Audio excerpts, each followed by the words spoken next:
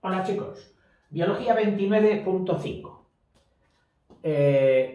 Hermanas prácticamente, por no decir iguales casi, a las reacciones de degradación, muchas de ellas eran por oxidaciones, tenemos a las llamadas fermentaciones. Nos vamos a acercar por un momentito a la química popular. Las fermentaciones han sido objeto de estudio por parte del paisano, por parte del que pisa la tierra, el que hace las uvas, hace el vino y dice, ojo, que si echas esto no te pasará lo otro, o ten cuidado que te puede... Es decir, un estudio de las fermentaciones ha sido el primer contacto con una química popular real, entrañable en muchas circunstancias porque ha dado origen a costumbres y muchísimas anécdotas. Hoy la tecnología moderna, lógicamente, ha hecho llegar al agricultor, al vinatero, al lechero, le ha hecho llegar sus productos. Y le dice, mire, cuando hace usted el queso, eche un poquito de este polvo, o esto tal, o esto cual. Y él, si lo prueba y ve que le va bien, pues perfecto. Es decir, oye, esta sabiduría popular está ya entreverada, terciada con los consejos de especialistas técnicos. El mismo vino, pues fíjate, antes se hacía a uso popular, como tradicional. Mi padre lo hizo así, yo lo hago así, tal. Y hoy cualquier bodega, es decir, una producción mediana, ya contrata los servicios de un especialista, de un enólogo. El prefijo para el vino es enología, que me parece que viene de antiguo por la relación que tenía con el tema este con Noé. Que ya sabéis que una vez pasado el diluvio universal, plantó viñas y el escritor sagrado dice, y él no sabía que el vino embriagaba y claro, se bebió mosto y el mosto también produce embriaguez. Y luego pues pasó, pues que si unos hijos se rieron, los otros los protegieron, a los unos los bendijo, a los otros los maldijo, bueno, cosas típicas de la cultura bíblica. Vamos a leer ya sin más, porque no las da mucha importancia aquí, pero es que me parece que hay otro momento del libro, que yo diría que ya lo hice, lo que pasa es que hace meses que hice los otros vídeos, que las hemos estudiado con más detalle. Puedes buscar en los títulos de los vídeos que vayan apareciendo si aparece otra vez fermentaciones. Bueno, en fin, dice, mire, fermentaciones.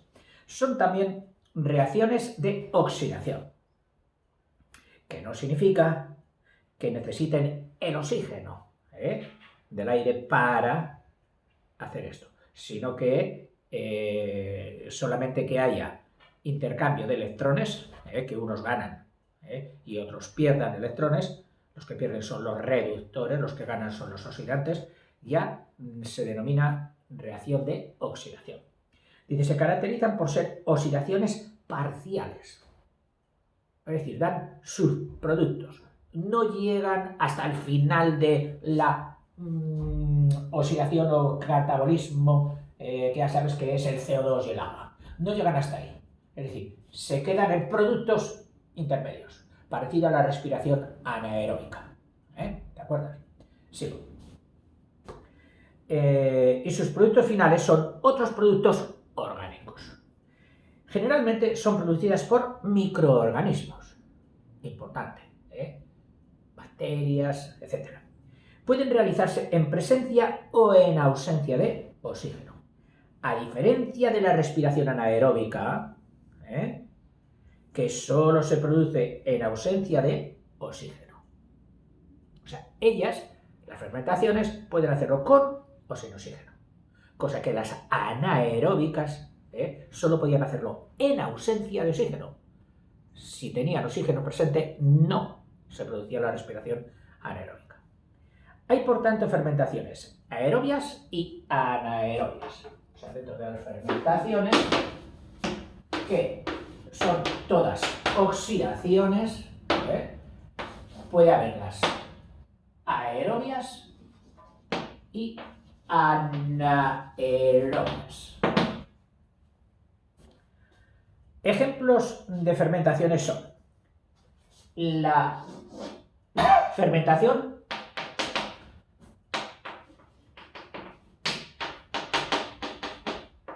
alcohólica, que enseguida le digamos al vino, pero hay otros muchos productos que hacen también fermentación y producen alcohol. Y no solo pienses ya en las bebidas, que sí, todas ellas hacen fermentación alcohólica, el whisky, el vodka, el ron, etc. Hacen fermentaciones alcohólicas.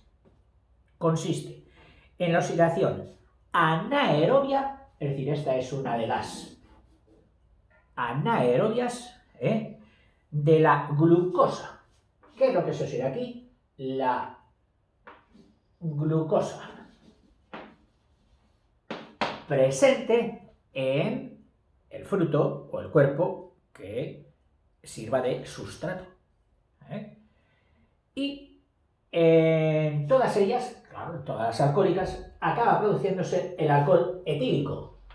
El alcohol etílico, el de 2 carbonos, con un alcohol. Y todo lo demás, hidrógeno, aquí otro hidrógeno, hidrógeno, alcohol etílico. Del etano con un alcohol etílico. Y CO2, alcohol etílico y CO2, es decir, como productos finales, glucosa. Alcohol etílico más CO2. Este CO2 es más denso que el aire, más denso que el oxígeno. Y entonces, cuando en los pueblos hay unos pueblos determinados que guardan el vino, en la ladera de una montaña, ellos han hecho aquí un pequeño corte, unas escaleritas, y han practicado una cueva de este tipo. ¿Para qué? El aislamiento respecto a la temperatura exterior sea muy bueno, mantenga una temperatura constante, que es lo que le va al vino, y el paisano baja por aquí mediante escaleras y aquí tiene colocadas las barricas, o en una fila o en 2 filas con pasillo en medio, etcétera, depende de la anchura practicada. Este suelo en mi tierra era arcilloso, en otros sitios puede ser de otro, pero bueno, tiene que tener una suficiente cohesión para que no se te derrumbe. Y si hay peligro de derrumbe, pues, entibarlo, igual que hacen en las minas. Poner maderas laterales y maderas puestas horizontales soportando cualquier desprendimiento del techo. Lo que se llama la intibación. Y aquí están las cubas. Al principio suele haber una sala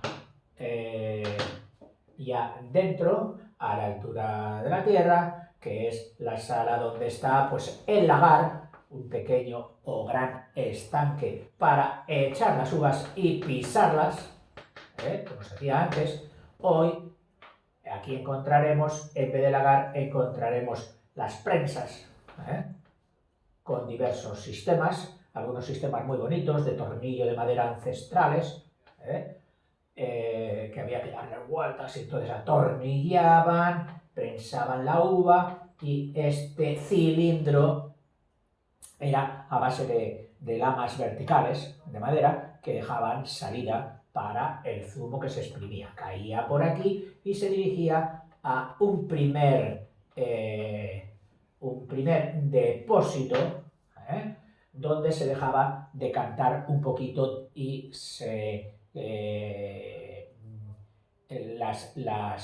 los productos todavía sólidos que se hubieran escapado, pues iban al fondo. y entonces ya el mosto puro se llevaba por conductos de bombeo, de mangueras, etcétera, o por presión normal, al llenado de las cubas que estaban esperando aquí para ser llenadas del mosto. Acto siguiente, pues el mosto iniciaba, a los pocos días, iniciaba la fermentación alcohólica y desprendía CO2. Claro, esto, el CO2 desprendido aquí, desplazaba hacia arriba el aire que había. Se quedaba abajo porque pesa más y desplazaba el aire.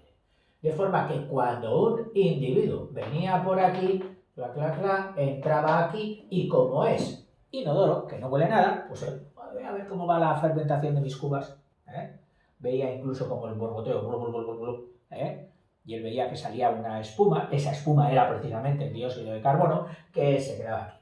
Y al poco tiempo le entraba como un mareillo, por falta de oxigenación, por hipoxia, que me parece que se llama, y se desvanecía y se quedaba. Claro, si nadie venía a asistirle, ese señor moría dentro. Táctica para... Lo primero fue como los mineros, me parece, que llevaban un pajarito, un canario, y cuando el pajarito se desvanecía decían, peligro, aquí hay algo, emanaciones raras, tenemos que salir pitando. Bueno, pues el agricultor, el vinatero, que a lo mejor no era un especialista en el vino, es decir, él cultivaba todo, cereal y lo que hubiera, y entre otras cosas, pues tenía una viña, un majuelo de majo, ¡ay, qué majo! Pues un majuelo, casi llamaban en mi tierra, y con la uva que recogía, pues hacían vino para casa, y quizás para algún vecino o para la familia. Te digo que entonces él cogía un candil con llama, candil encendido, eso es candil, una latita con aceite y aquí una mecha torcida, que precisamente se llama la torcida, y se prende a fuego y ya está. Y por aquí pues tiene una asa para cogerlo. Pues bajaba con un candil o una vela, procurando no apagarla por movimientos bruscos, que la vela fuera perfectamente. Y si cuando estaba aquí la vela se apagaba, era por falta de oxígeno, porque toda la combustión, la de la torcida en aceite, también necesita oxígeno para arder. Entonces, si no arde, es que aquí no hay oxígeno. Y si no hay oxígeno, para arriba y esperar. Y esperar. ¿Cómo se sacará luego el...? Bueno, entonces ya luego, pasado el tiempo, por, ¿cómo se dice? Cuando dos líquidos se mezclan o dos gases se mezclan, pues acaba mezclándose más el aire, que es mucho más abundante, con el dióxido de carbono, algunas partículas de dióxido de carbono acabarían subiendo todas al exterior y ya pues habría aquí una atmósfera respirable, que en todo caso se la marcaba el candil. Bueno, de la fermentación del vino, cantidad de cosas que se podían decir y que podrás leer y podrás saber. Luego el tratamiento del vino. Bueno, decirte que esto que era una costumbre popular y que dominaba pues cualquier paisano que hubiera estado un poco atento a las explicaciones de sus tíos, de sus abuelos, etcétera, pues hoy es una carrera universitaria y difícil. La carrera de enología, que en algunos países pues está en alza porque se están abriendo muchas producciones de vino. El vino es un líquido que, como todas las cosas de este mundo, usado, tomado con moderación, es muy indicado para la nutrición humana, porque aparte del alcohol que tiene, que es un tanto por ciento, esos son los grados, cuando te dicen, este vino tiene 15 grados, pues significa que tiene 15% de contenido alcohólico, el resto es agua y otras sustancias.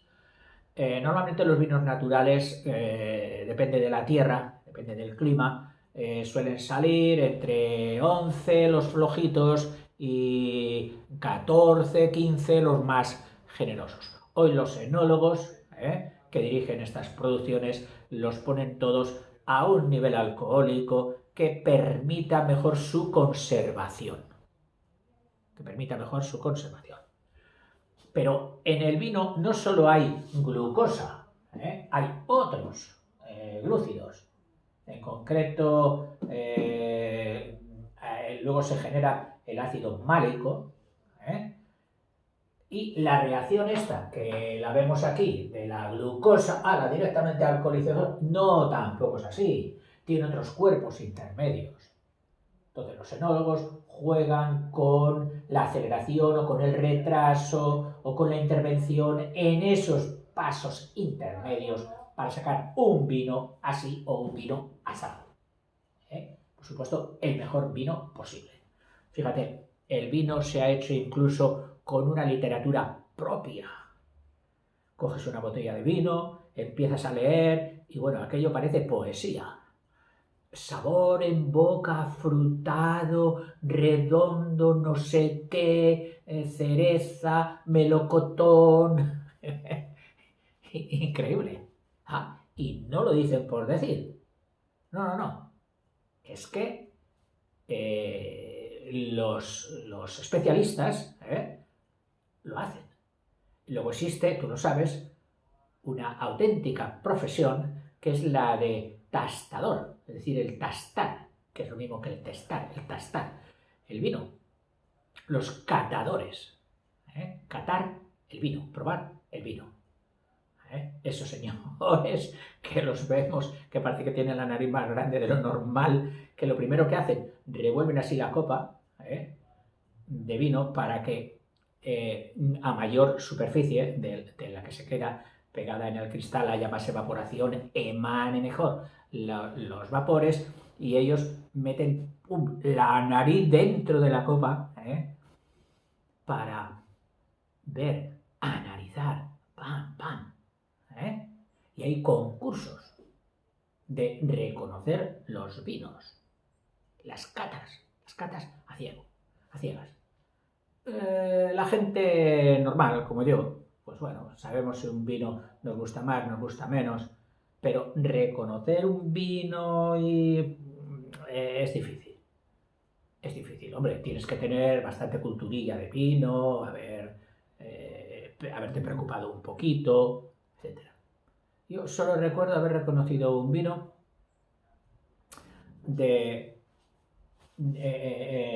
al lado de mi pueblo vivía todavía, y vivió durante muchos años, hasta los 100, mi tío, el que se quedó con las propiedades del campo del abuelo, para cultivarlas. Y era el único que hacía vino. Y de vez en cuando para nosotros era una fiesta enorme, pues ir a la bodega. Vamos a la bodega, que estaba a las afueras del pueblo.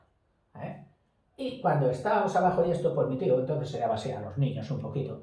Decía, toma, y llenaba un vasito, ya un culillo así de vino. Y lo probábamos. Y tenía un sabor especial. Y aquel se me grabó. Pero, pues dije, bueno, pues los vinos, sí, los vinos que compra mi padre en casa al vinatero no son iguales que el de la bodega del abuelo, pero bueno, pues es que hay sabores de vino, pero ni más ni menos. Y luego ya cuando fui mayor un día, cuando ya tendría 40 y pico años, en una ciudad donde estaba de paso, pedimos un chato de vino, que se dice aquí, una copita de vino, que se sirve en vasos pequeñitos, un culillo de vino. Y lo pruebo y dije, bueno, este es el vino de mi abuelo. Exacto. Pero exacto y al mismo tiempo diferente de todos los demás. Es curioso cómo los sabores nos transportan. Sí, nos transportan automáticamente a sitios. Este sabor, ¡plin! Y te sale la película de todo esto. Yo digo que los alimentos es muy bueno y muy bonito también comprarlos en origen, donde se producen, si puedes, si viajas un poquito, puedes tomar, pues mira, de aquí me voy a llevar este queso, me voy a llevar este tal, me voy a llevar este cual. Y cuanto más aproximado al producto, si el queso se lo puedes comprar al pastor, si el vino se lo puedes comprar al mismo que ha pisado las uvas, si el... en fin, pues cuando llegues a tu casa, que a lo mejor estás en la gran ciudad, y bebas ese vino, pruebes ese queso, sin que nadie te diga nada, te surge la película que acompaña al trago de vino. ¿Te acuerdas? Del señor que te lo vendió, de lo que hablaste con él, de las viñas que tenía, de cómo estaba trabajando cuando llegaste, de esto, del otro, la bodega, los olores. Y se disfrutan más los alimentos. Lo mismo con el queso, lo mismo con el pan, etc. Es una experiencia bonita. Ya sé que a ti de niño eso de el pan, pues mira, mamá, bocadillo, y ya está. Y tú no miras si es pan de al lado o tu madre, porque le gusta más el pan, ha tenido que ir a cientos de metros a comprarlo, etc. Son cosas de mayores. Pues bueno, esas cosas luego son de las que endulzan la vida, de las que sirven para vivir de forma más variada y un poquito más satisfecho. Sigo.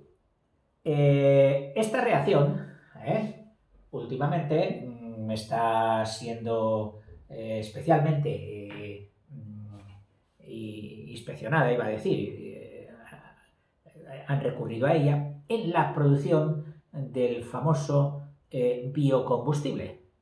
Es decir, combustible que a base de generar alcohol, puesto que tiene capacidad calorífica bastante buena, puede sustituir a la gasolina, al gasóleo en motores. Y este bioalcohol, pues se saca de todo aquello que tenga glucosa, todo lo que sea dulce, la caña de azúcar, etcétera, etcétera. Incluso cuerpos que no tengan glucosa, que tengan otros disacáridos, es decir, de los de C12, como la celulosa, me parece que tiene C12, no me hagas mucho caso ahora, pero que es capaz de ser partida, la celulosa, ser partida en otros monosacáridos, como la glucosa, o sea, del grupo C6, con la ayuda ¿de quién? De nuestras hermanas favoritas, de las bacterias. Y entonces han llegado a hacer bioalcohol a base de la paja. La paja normalmente de cereal, que es un subproducto al que a veces no se le encuentra suficiente utilidades, pues ha habido fábricas que han trabajado y están investigando y con resultados no del todo, porque en química se puede todo. Todo está en función del dinero que se utilice para llegar hasta ahí. Como alguno diría, no, mira, la piedra se puede convertir en oro. Sí, ¿quiere usted decir? Sí, pues empiece. Mira, es que resulta que el proceso, que sí que se puede dar, cuesta más de lo que te va a valer el oro resultante. Y entonces, claro, no lo haces. Pero la química es posible casi todo. Casi todo. Todo es cuestión del dinero que cueste hacerlo. Y a veces la solución está en encontrar la bacteria, que te lo va a hacer mucho más barato, el catalizador, que te lo va a acelerar y va a hacerlo también más rápido y más barato, etc. Bueno, y de la fermentación alcohólica vamos a dejarlo ya así. Ya os he metido en mi pueblo y en la bodega de mi abuelo. Solo me ha faltado invitaros a un vasito de aquel vino, para haberlo tomado en las eras, aquellas explanadas maravillosas que rodeaban a los pueblos, donde luego se trillaba en verano y que eran el parque ideal para cualquier crío, para jugar al fútbol, para tirarse, para revolcarse y para lo que hiciera, y para volver con las rodillas sucias a casa sobre todo, y ser la gloria de la mamá que tenía que dejarte limpio y pulcro para ir al día siguiente al cole. Pobres rodillas. Hasta con piedra pómez mi pobre madre trataba de quitarme la suciedad de las rodillas cuando llegaba. Porque los japoneses de aquel tiempo no eran ni tampoco tenía tanto tiempo para dejarme en remojo durante una hora. Y entonces iba por la vía rápida. Así que en las rodillas de los de mi época no ha crecido nunca el vello entre las limpiezas de las madres y los golpes que nos dábamos constantemente, ahí jamás ha salido vello ya. En fin, pasamos a la fermentación acética, que podríamos decir que es la siguiente. Esta para el vinatero, no digo para el que produzca vinagre, para ese perfecto, pero para el vinatero es la reacción temida. Y es que cuando el vino está hecho ya, que se hizo sin aportación de oxígeno, era anaeróbica, pues viene ahora el oxígeno a meter la patita. Y el oxígeno deja que respiren unas bacterias. En concreto, mira, de este sí se me quedó ya de pequeño, no se me olvidó nunca. Es un coco. De las bacterias ya sabes que hay fibrilos, cocos, espirilos, no sé qué, no sé más. Bueno, pues es un coco. Y se llama el Micrococcus aceti. O sea, el Micrococcus del acético. Bueno, pues estas bacterias, mientras tienen oxígeno y lo tienen por el aire, se meten en el vino y cogen el alcohol y lo acidifican. Es decir, le quitan un hidrógeno y le ponen el grupo OH, que es el... Y este se va. Bueno, a lo mejor era en el OH donde que sale el ácido etanoico o etílico. Ácido etílico, que corrientemente por la gente se le llama el ácido acético, o sea, etanoico. Ácido etílico, a ver si lo estoy diciendo bien, sí. Ácido etílico o acético. Todo el mundo lo conoce por acético, el de 2 carbonos, con enlace simple. Y función ácido. Función ácida, estoy tonto. Función ácida o OH, claro. O sea que es CH3, COH. Este es el acético. Dice, es decir, se transforma del vino en vinagre. En este proceso es necesaria la presencia de oxígeno. La presencia de oxígeno. Entonces, la sabiduría popular se dio cuenta de esto. Y dijo, pues al bichito ese, se llame Micrococcus o como se llame, le tengo que quitar el oxígeno. Oiga, se va a asfixiar, pero que quiero que se asfixie. Pero que quiero que se asfixie. El vino ya, de hecho, lleva dentro de él este gas, el SO2, que reacciona con otros cuerpos, dando el ácido sulfuroso. Y del ácido sulfuroso hace sales, que son los sulfitos. Los sulfitos. El vino de por sí tiene sulfitos. Dependiendo de la zona de la uva de la fermentación, más o menos. Estos sulfitos, con este cuerpo, envenenan, matan al Micrococcus. O sea, ya impiden que se avinagre rápidamente. O sea, tiene, digamos, como una defensa natural el vino contra el Micrococcus que vendría el volando. ¡Oh, se ha hecho vino! ¡Hala! ¡A por el vino! No, que está el sulfito que nos impide. funcionar alegremente. Pero con el paso del tiempo se van habituando y llegan a vinagrarse. Entonces, el vinatero, el enólogo, puede optar por añadir todavía más sulfito al vino.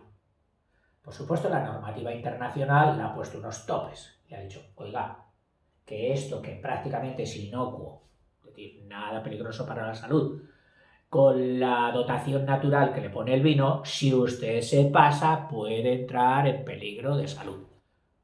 Y entonces le ha marcado, me parece que son 150 mililitros por litro. Mililitros por litro de vino que puede meter hasta ahí. En el vino blanco se admite un poco más. En el vino tinto, en el vino blanco me parece que es hasta 200 mililitros de sulfitos.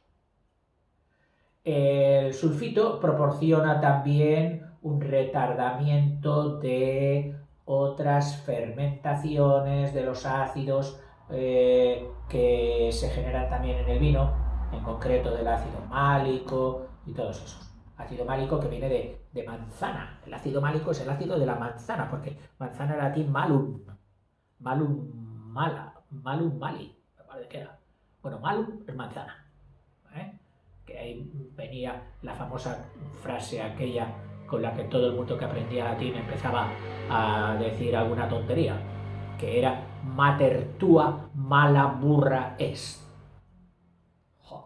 Claro, eso traducido así a lo bestia, sin saber, pues estabas diciendo que tu madre es una mala burra. Y aquello significaba mater tua, sí, tu madre.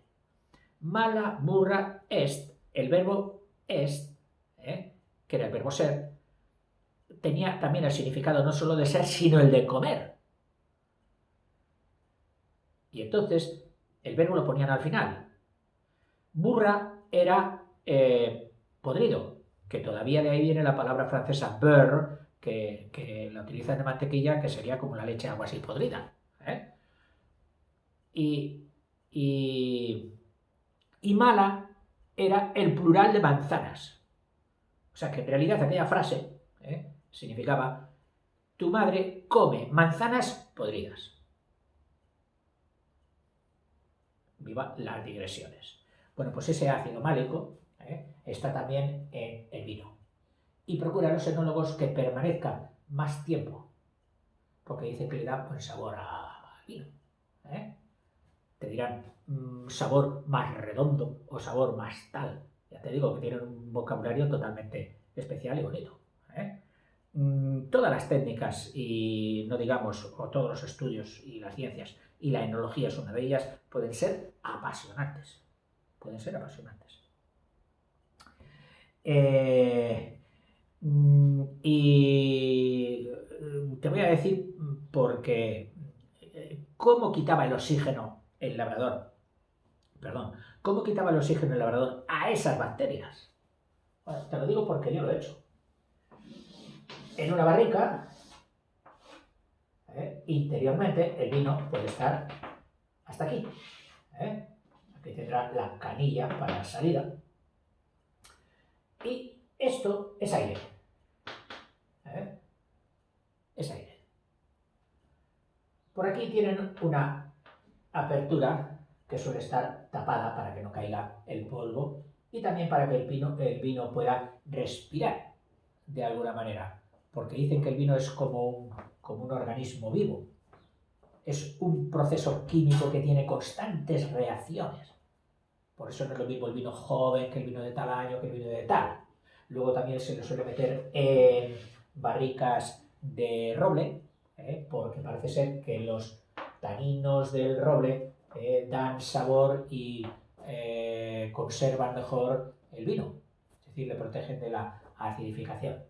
Pero el labrador, iba a decir, es decir, el vinatero ocasional, pues decía, si yo quito el oxígeno de esta parte del aire, las bacterias, el Micrococcus aceti, ese, ya no podrá vivir, morirá y no me avinagrará el vino. Y para quitar este oxígeno que estaba aquí en el aire, pues hacía lo siguiente, metía unas pajas, como unas mechas, que habían estado empapadas en azufre y entonces tenían pues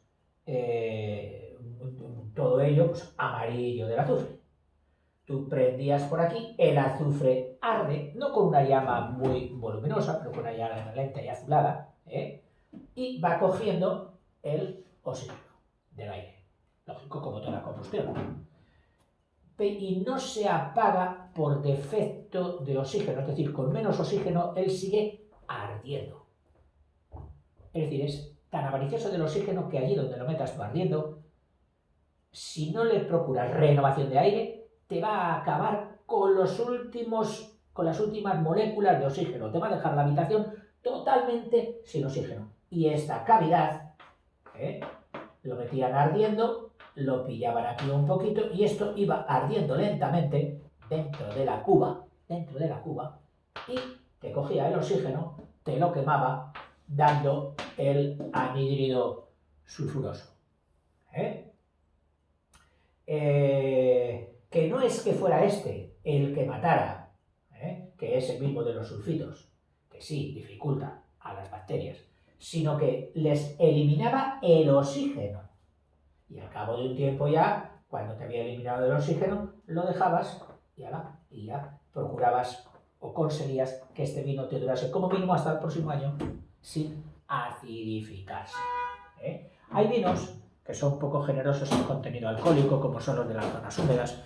Me estoy acordando de algunos vinos de Galicia, de zona húmeda. Y entonces, por tradición ya, el agricultor no pretende llegar al próximo año con ese vino. Sabe que antes de fin de año el vino se le va a acidificar y tendrá que quitarlo. Y entonces es cuando hacen los famosos furanchos, que se permite que el vinatero, el agricultor, el payés de allí, venda el vino que le queda a cantidades módicas, casi de regalo, y en su casa mismo te invita o te cobra módicamente pues unas tortillas, unos pimientos del Padrón, unas morcillicas, y el vino generoso ya un poco picadillo, un poco acidificado, pues va saliendo y así acaba la cosecha de vino para poder empezar a limpiar las cubas para el año que viene. Son costumbres. El vino y el vinagre y toda la fermentación alcohólica y acética han impregnado de tradiciones la vida, en concreto la mediterránea, que es donde siempre se ha dado el vino. ¿Qué más te podría decir? Pues bueno, no sé. Otro tipo de fermentación. Esta ya no es tan agradable. Por cierto, ya solo te cuento esto y tú dirás, profe, es que tiene una cuerda. El vino se produce a determinadas alturas, claro. En la zona tal, pues está a esta altura del mar. Se produce también abajo del mar. Se produce por todas las partes. Raro es el sitio donde no se produce vino. Ya te digo que las más dificultadas eran las tierras húmedas y sin embargo también el chacolí vasco, pues han logrado los enólogos hacer un vino bastante potable y hoy pues te lo venden a precios exorbitados. Claro, habrá un chacolí de usar barato y habrá otro chacolí que lo han reformado y tal. Y no digamos, los vinos de Galicia, aparte de esto que te he contado del Ribeiro, de los vinos de pueblo, están otros vinos muy afamados, muy considerados y muy bien vendidos y pagados. Pueden ser los Ribeiros y otros. En fin, que hay cultura buena de vino ahí en Galicia. Más en las tierras interiores, en Orense, que en el resto. En el resto ya el mar limita la producción, pero Orense, que no tiene mar, pues tiene una producción vinícola perfecta y de calidad. ¿Qué te iba a decir? Sí, que el vino cuando lo bajas de altura, es decir, lo compras en zonas altas y luego lo bajas, por ejemplo, porque vives en una ciudad de playa, pues se te acidifica enseguida. Y esto es lo que me pasaba a mí. Total, que si yo lo compraba en garrafas, rígidas, de plástico o vidrio, rígidas, a medida que yo iba consumiendo el vino, entraba más aire. Y este aire pues daba nuevo pie al Micrococcus aceiti para que me avinagrase el resto. Entonces, una forma práctica que he encontrado de momento y me está dando resultado es comprar un envase no rígido, como es el de las bolsas de plástico que están hechas ya, los packs que llaman, que están hechos directamente bolsa. Podrían decir bolsa, pero no bag. Que son como bolsas, suelen estar así cortadas, tal, la bolsa va ahí, y aquí va cerrada, y aquí llevan sellado un grifito, con una manera bastante práctica de abrirlo, y toda esta bolsa se llena de vino, se hincha como una almohada, y se la mete en una caja de cartón que le dote de cierta rigidez, y entonces aparece como una caja de cartón y aquí el grifito que sale. ¿Qué ocurre con este tipo de envase? Pues muy fácil, que a medida que el vino vaya saliendo, por aquí no entra aire. Lo que ocurre es que la bolsa se va arrugando, que es un sistema moderno del que ya antiguamente se daba un poquito con los famosos pellejos de vino, que eran cuero de cerdo, normalmente, invertidos, es decir, con la piel, el pelo por dentro, y que se empleaban para guardar vino. También en otros lugares se llaman pipas, y pellejos también. Los famosos que confundió Don Quijote con gigantes o con mamelucos y empezó a pincharlos. Y claro, al pobre vinatero le hizo la gorda. En fin, una de las aventuras del Quijote. Y este sistema me ha venido bastante bien para comprar vino en zonas altas, bajarlo a lo que sea, y va conservando el buquet hasta los últimos vasitos de vino que va sacando. Bien, la fermentación pútrida, la que pudre las cosas, es otra fermentación. La pútrida.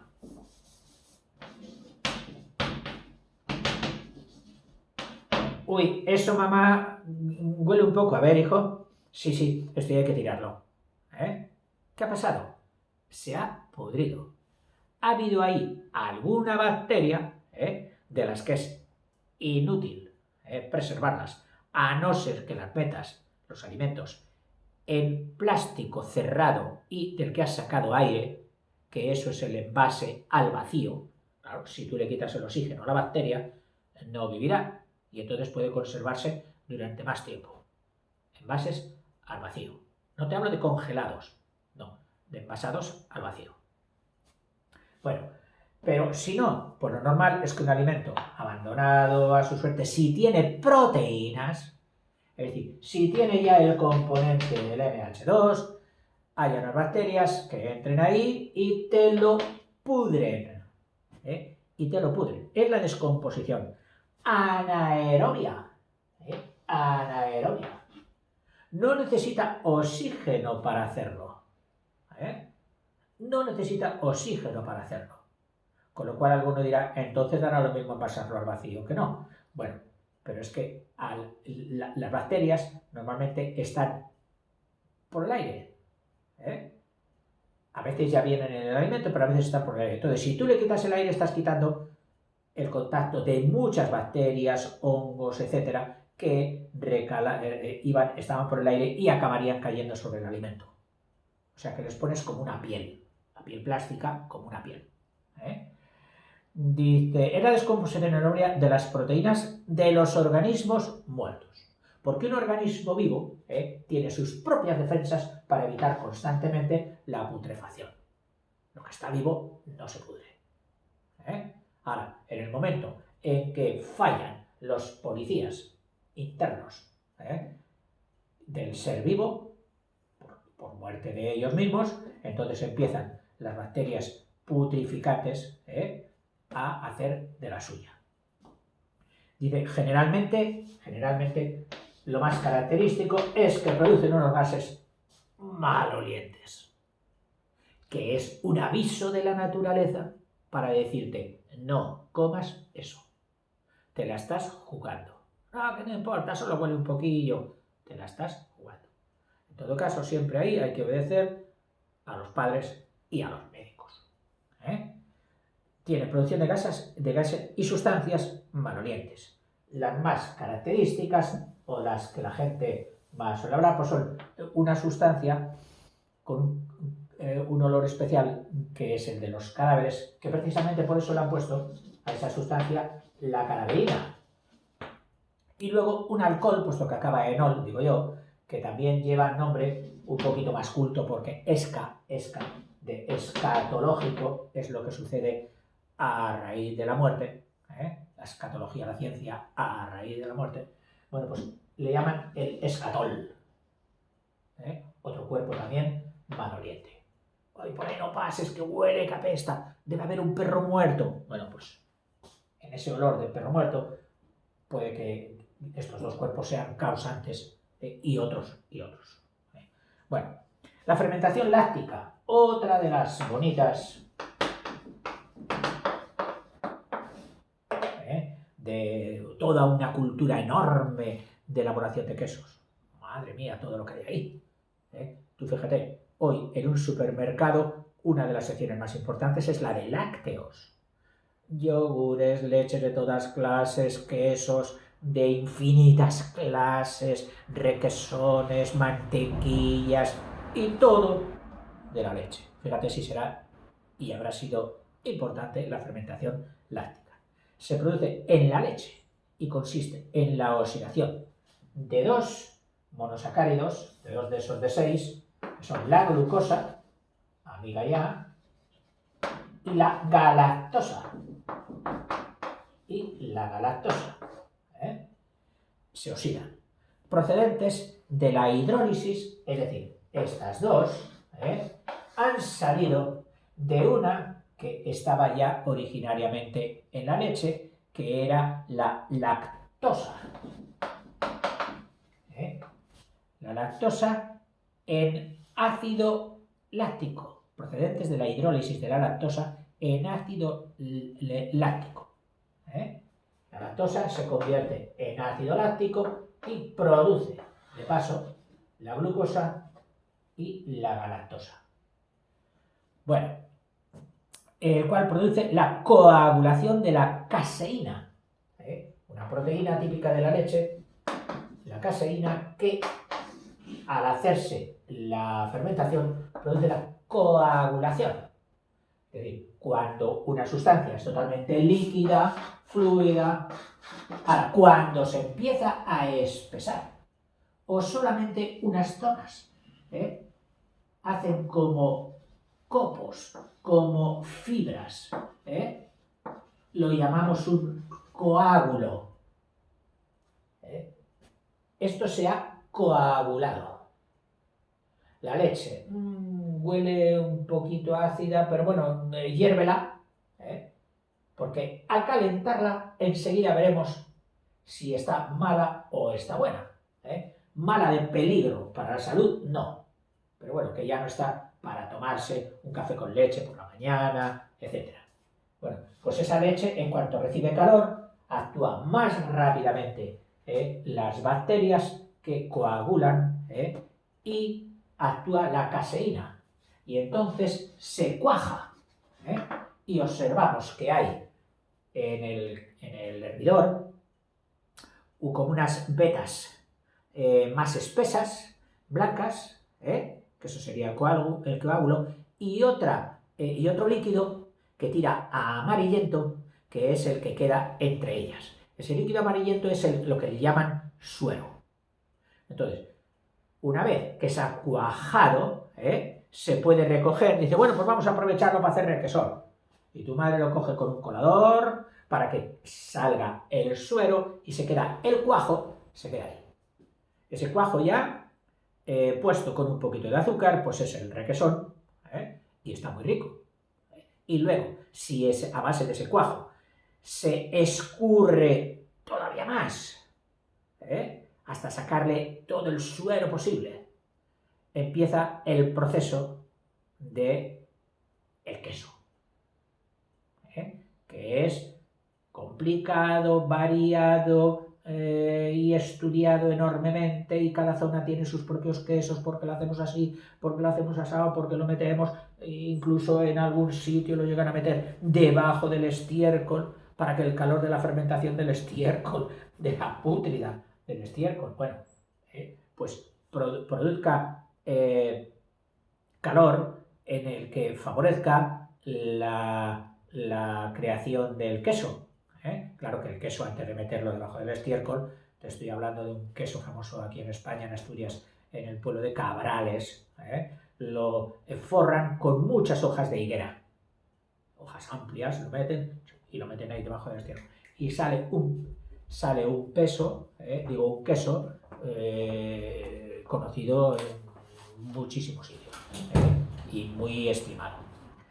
En fin, y con esto de las fermentaciones, que ha sido más bien un rollito de historias de pueblo, espero que te hayas distraído un poco.